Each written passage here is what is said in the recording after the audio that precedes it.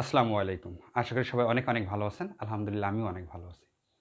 আমাদের যে উপবৃত্তি ২০২৪ এর এখন চলছে চাহিদা প্রস্তুত। তো এই চাহিদা প্রস্তুত করতে আমাদের কিছু প্রবলেম ক্রিয়েট হচ্ছে।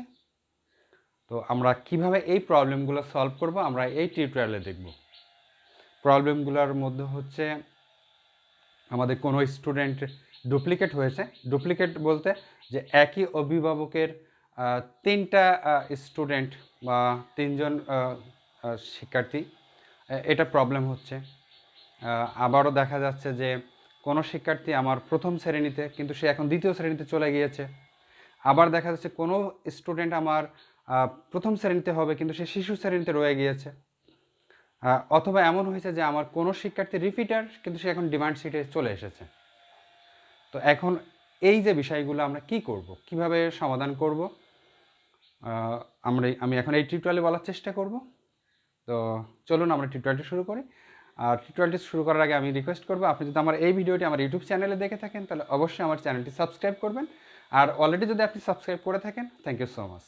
আর যদি আমার ফেসবুক পেজে ভিডিওটি দেখে থাকেন তাহলে অফকোর্স আমার পেজটি ফলো করবেন আর শেয়ার করতে একদমই ভুলবেন না। তো চলুন আমরা কম্পিউটার স্ক্রিনে যেয়ে আমাদের প্রবলেমগুলো দেখি এবং পাশাপাশি এর সলিউশনটা জেনে নিই। ডিয়ার টিচার্স, আপনি এখানে দেখতে পাচ্ছেন যে একই অভিভাবকের বিপরীতে দুইজন শিক্ষার্থী। তো দুইজন যখন শিক্ষার্থী থাকবে তখন আপনি এখানে দেখতে পাবেন যে আপনার ডিমান্ড শিটে লাল চিহ্নিত করা।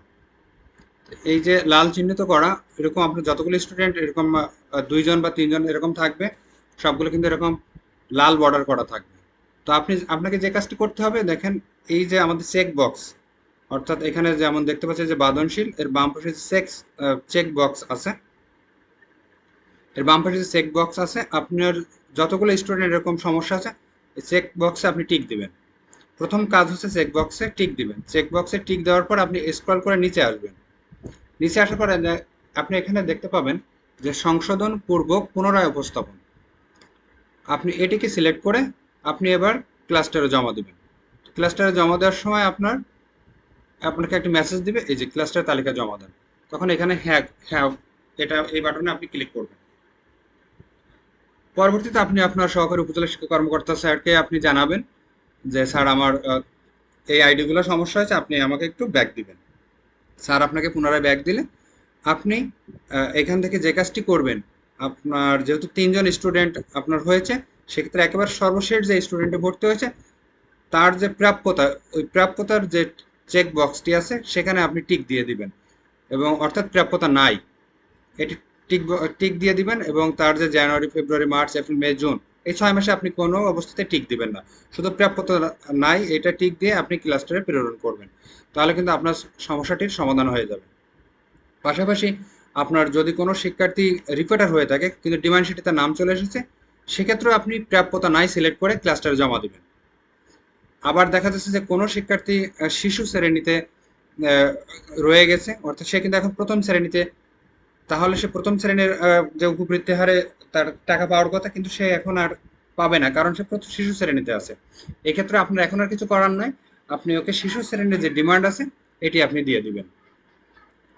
পরবর্তীতে নেক্সট ইয়ারে যে আপনি তার যে হালনাগাদের সময় ভুল এন্ট্রি দিয়ে তার শ্রেণীটা আপনি সংশোধন করে নেবেন।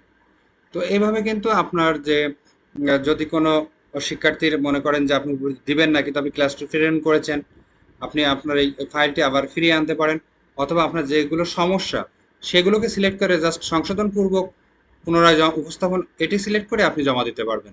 এবং যেগুলো সমস্যা নাই সেগুলোকে আপনি চেক বক্সে টিক দিয়ে আপনি প্রেরণ করে দিবেন। তো আপনি এখানে দুইটা উপায় আছে, এক যদি আপনি প্রেরণ করে দেন তার পুরো আপনার ফাইল ধরে আপনি ব্যাক নিয়ে আসতে পারবেন। অথবা যদি শুধুমাত্র সমস্যা আছে যেগুলো সেইগুলো সিলেক্ট করে পুনরায় সংশোধন পূর্বক উপস্থাপন এটি সিলেক্ট করে প্রেরণ করেন, তাহলে আপনার পুরো স্টুডেন্টের ফাইল ধরে রিটার্ন আনার কোনো প্রয়োজন হবে না। শুধুমাত্র আপনার স্যারকে বললে এইগুলো আপনাকে ফিরিয়ে দিবে। ধন্যবাদ। ডিয়ার টিচার্স, আশা করি আপনার প্রবলেমের সলিউশন আপনি পেয়েছেন। তো এরপরেও যদি আপনি প্রবলেম ফেস করেন আমার কমেন্ট সেকশানে জানাবেন অথবা আমার স্ক্রিনে দেওয়া নাম্বারে যোগাযোগ করতে পারেন। এবং সবথেকে ভালো হয় আপনি আপনার উপজেলায় সহকারী উপজেলা শিক্ষা কর্মকর্তা ওনার সঙ্গে যোগাযোগ করলে কিন্তু আপনার সমস্যার সমাধান পেয়ে যাবেন। তো সাথে থাকার জন্য ধন্যবাদ। দেখা হবে নতুন কোনো টিউটোরিয়াল নিয়ে। আল্লাহ হাফেজ।